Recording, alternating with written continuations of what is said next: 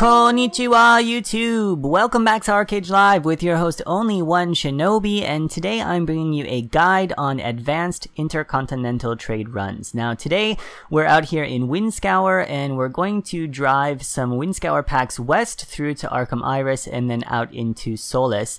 And this is a trade run that my guild and I used to do quite frequently for charcoal, and then you sell the charcoal on the auction house to make money. Now, some basic information you can get by watching my other trading videos in the Rags to Riches series.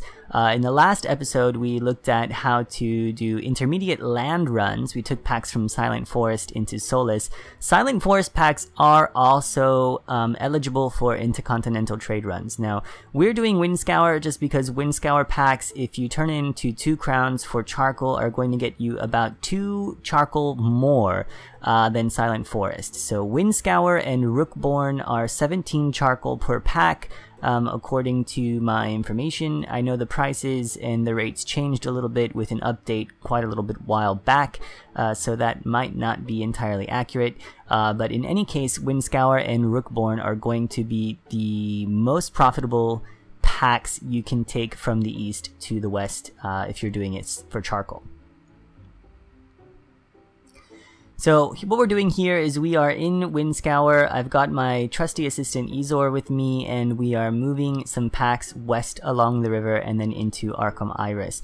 Now, some things that you're going to need, if you're going to be filling up a trade ship, you're going to want a trade ship, first of all. So that's something you're going to need if you're going out west or east if you're on the western continent. Either you need a trade ship or you need a friend with a trade ship, and nowadays trade ships can hold 20 to 22 packs. So if you're going to fill up a full trade ship, you're going to need about 3 haulers worth of packs. So you're going to need a group of friends or at least some land to stage your own packs on in case you need to run 3 times by yourself. Now this is much faster if you get a couple friends together and you do it all at the same time. That way you can maximize your profit and minimize the time investment required.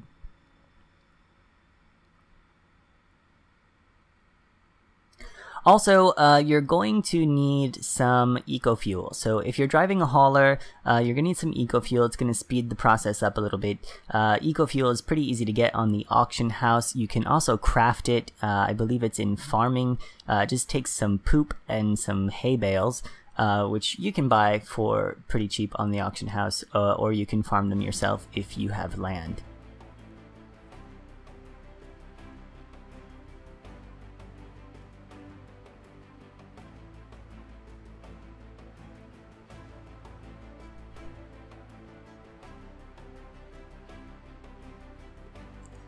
Okay, in the western part of Windscour, you'll notice here is a bridge. Now you can cross this bridge and then go through the mountains into Arkham Iris, and that's what we usually choose to do.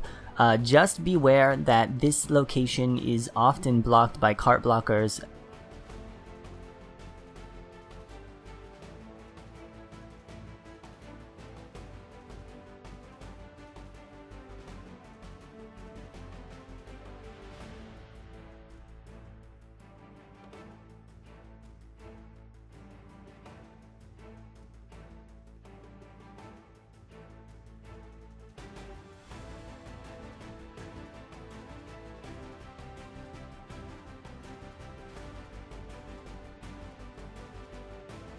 Basically, after you cross the bridge, you just head through the mountains into Arkham Iris, and from there you go west to Mahadevi.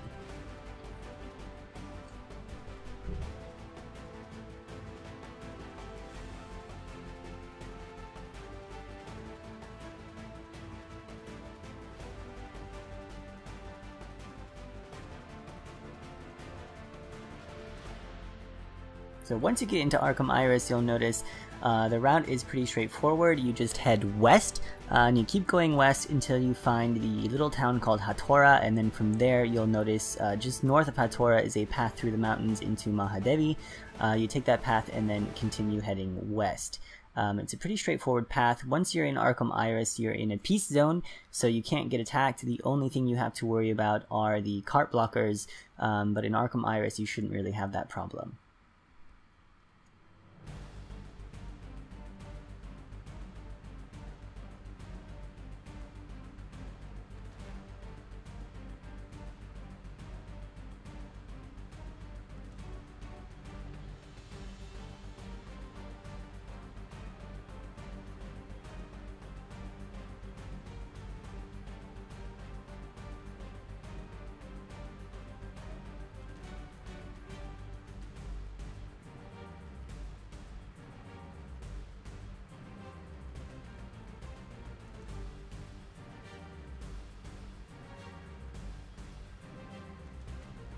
Okay, so here we are just north of Hattora. There's a little mountain path. We're going up here, and I just wanted to mention that this is possible to do if you've only got a farm wagon. However, a wagon is only going to hold 3 packs. So if you're going to want to take a full trade ship, it's going to take you a long time to move those packs. So if you don't have a hauler yet, then I definitely recommend doing land runs, and you can watch my previous land run video here. And that's going to help you maximize your profit for the amount of time involved. If you have a lot of time to spare, then you're going to want to maximize your profit. This is something you can do. But if you only have a wagon, again, I'm going to recommend doing land runs, saving enough money to buy a hauler, and then you can scale up your production and your trading business, so to speak.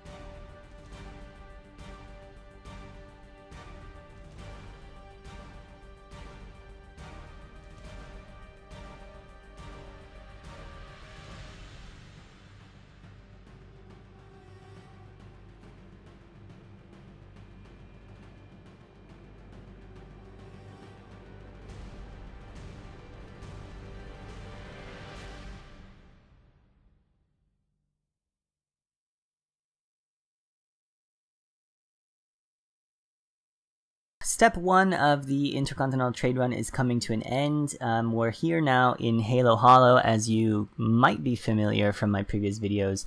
And what we do now is we just take the packs up into the Guild Mansion area and stage them on a small little plot for future use. If you're not familiar with staging packs, I do have a video on that as well.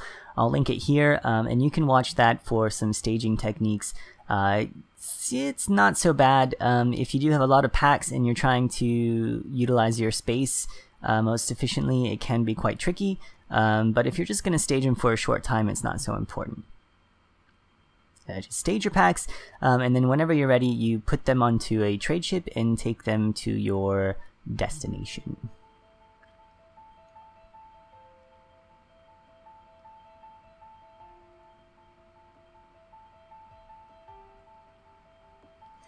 Okay, so in this clip you'll notice this footage is quite old actually. As I said, my guild did disband, so I wasn't able to get new footage taking ships overseas, but it basically stays the same. The premise is the same. Here we are taking cheese actually from our cheese video, taking it west to 2 crowns. Now whatever pack you choose to move, it's basically the same thing. You just put them on a ship. Hopefully you have enough people to defend. Here we've got about 7. And then we're taking it west to 2 crowns where we're going to turn it in. Now the strategy that we use for turning it in is we have a member of the red faction take over the ship, and that way they can't get attacked, we can't lose the ship. They can attack the ship will take damage, but if you park close enough to the turn in, the neutral guards should protect you.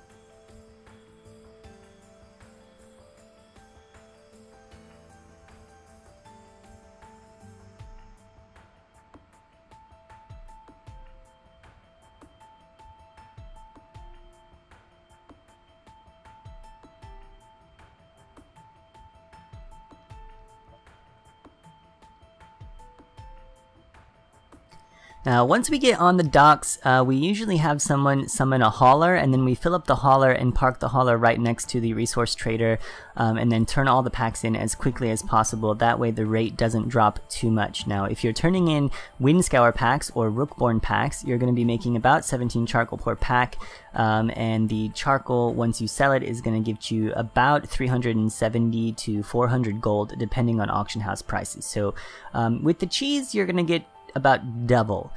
So if you have land, then making cheese larders or making larders of any kind is going to maximize your profit. But if you don't have the land to spare, then just doing regular packs is also beneficial. The whole run from start to finish, if you do this all on the same day, is going to take you maybe an hour to 2 hours, depending on how many people you have and how quickly you can get across. But that's basically it. So advanced intercontinental trade runs. If you've got the people and you've got the equipment, you should get to trading. It's going to help you make some money and gear up if you haven't already. So I hope you've enjoyed this episode. I'm sorry for the old footage. It's just something that I threw together with what I had. Hopefully I'll find a new guild soon, and then we can continue to make new and more advanced videos. There is one slightly more advanced trade technique that you can use, but it does involve getting friendly with some reds on the other continent. So we'll take a look at that in a later episode. For now, this is going to be all. If you like this video, definitely subscribe for more like this and leave a comment, and I'll do my best to provide you with better content in the future. Be careful, your haulers could get destroyed. Final note. For now, that's going to be all. I'll leave you with the rest of this footage, and I will see you next time. Shinobi out.